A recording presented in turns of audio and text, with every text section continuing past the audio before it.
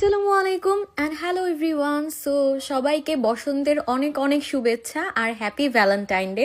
আর নিয়ে আসলাম আমার একটা লেট ব্লগ নিয়ে। সো এটা ছিল আমার বসন্তের লুক। আমি লুকটা অনেক আগেই নিয়েছিলাম, বসন্তের দিন না, কারণ বসন্তের দিনও আমার ক্লাস ছিল, আমার মনটা একটু খারাপও ছিল ভ্যালেন্টাইন ডেতে।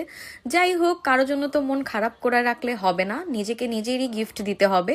সো আমি নিজেকেই নিজে একটা গিফট দিই, আর এই গিফটটা হচ্ছে আমার এটা অনেক বেশি পছন্দের এই পার্লের গলার পেন্ডেন্টটা। এটা কিন্তু রিয়েল পার্লের ছিল।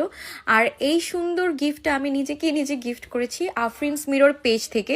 তোমরাও কিন্তু তোমাদের ভ্যালেন্টাইন ডের আর কি এইটা গিফট করতে পারো। এটা খুবই প্রিটি, আর অনলাইনে এইটার এত বেশি ভিডিও দেখছি আর এটা এত বেশি হাইপ ছিল যে আমি বাংলাদেশ থেকে এটা পারচেস করে এনেছি। একমাত্র আফরিনস মিরর পেজে এই অথেন্টিকটা পেয়ে যাবা। তো ওই আপুর থেকে আমি অনেক প্রোডাক্টসই নেই, স্কিন কেয়ার আর অনেক কিছু। So thank you so much আপু আমার ভ্যালেন্টাইন ডেটাকে এত স্পেশাল করার জন্য, কারণ এটা রিয়েলি এত প্রিটি ছিল। তো আমার মনে হইতেছিল আমার আরেকটা ড্রিম ফুলফিল হচ্ছিল, কারণ এইটা আমি এত বেশি রিলস দেখছি যে বয়ফ্রেন্ডরা হাজবেন্ডরা গিফট করে, বাট আমি আসলে অনেক একটা সেলফ ইন্ডিপেন্ডেন্ট মেয়ে, আমি নিজেকেই নিজে গিফট করছি। এই হয়েছে অবস্থা। আর এইটা দেখো একদম রিয়েল পার্ল। আর বাহিরে আসার পর আমি সবচেয়ে বেশি একটা কষ্ট ফেস করতেছি, আমি আমার ট্রাইপডটা রেখে আসছি।